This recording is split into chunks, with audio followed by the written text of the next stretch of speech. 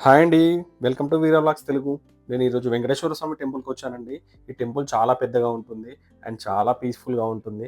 నేను వెళ్ళినప్పుడైతే temple అట్మాస్ఫియర్‌లో minimum ఒక 30 minutes అయితే నేను స్పెండ్ చేస్తానండి. అండ్ ఇక్కడ ఎంట్రన్స్‌లో మాత్రం పెద్ద రావి చెట్టు ఉంటుందండి. ఇక్కడ కార్తీక మాస దీపాలు వెలిగించారు. టెంపుల్ చాలా స్పేషియస్‌గా ఉండడం వలన నాగదేవతల విగ్రహాలు చాలా ఉన్నాయండి. ఇక్కడ నాగదోష నివారణ పూజలు కూడా చాలా బాగా జరుగుతుంటాయండి. ఇక్కడ చూసుకుంటే తిరగడానికి కూడా చాలా కన్వీనియంట్‌గా ఉందండి. మనం ఏమైనా నాగదోష నివారణ పూజలు ఏమన్నా చేపించుకోవాలనుకుంటే ఇక్కడొచ్చి చేపించుకోండి. ఇక్కడ చాలా బాగుంటుంది. చాలా పీస్‌ఫుల్‌గా కూడా ఉంటుందండి. అండ్ ఇక్కడ ముందు శివలింగం ఉంటుందండి. ఇక్కడ ధూపదీప నైవేద్యాలు ఎప్పుడు పెడుతూ ఉంటారు. అండ్ ఇప్పుడు టెంపుల్‌లోకొస్తే చూడండి, టెంపుల్ చూడండి చాలా పెద్దగా ఉంది. సో, లోపల ఒక్క దేవుడు కాదండి. ఇలా లోపలికెళ్తుంటే శివయ్య ఫోటోతో ఎంట్రీ ఉంటుందండి లోపల. అండ్ సైడ్‌కి చూసుకుంటే ఇక్కడ వెంకటేశ్వర స్వామి దర్శనమిస్తుంటారు. అండ్ సైడ్‌కొచ్చేసి అమ్మవారు, పద్మావతి దేవి మనకు దర్శనమిస్తుంది. అండ్ ఈ సైడ్ చూసుకుంటే గోదాదేవి అండి. గోదాదేవి అమ్మవారు మనకు దర్శనమిస్తుంటారు.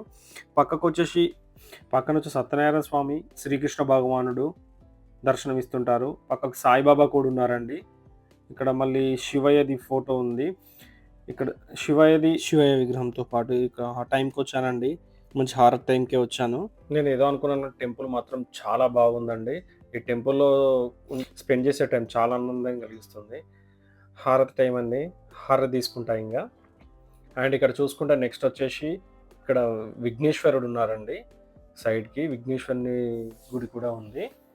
సో, చూడనీకి కూడా చాలా బాగుందండి. జనాలు కూడా చాలా భక్తులు చాలా మందొచ్చారు.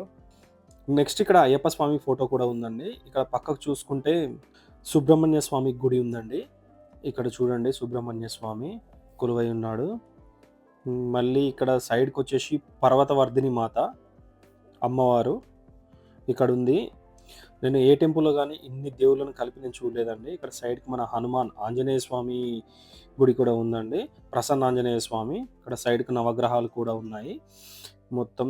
మొత్తం గుడి చాలా బాగుందండి. గుడి అట్మాస్ఫియర్. ఇక్కడ గుడి సైడ్‌కి చూసుకుంటే గోశాల ఉందండి.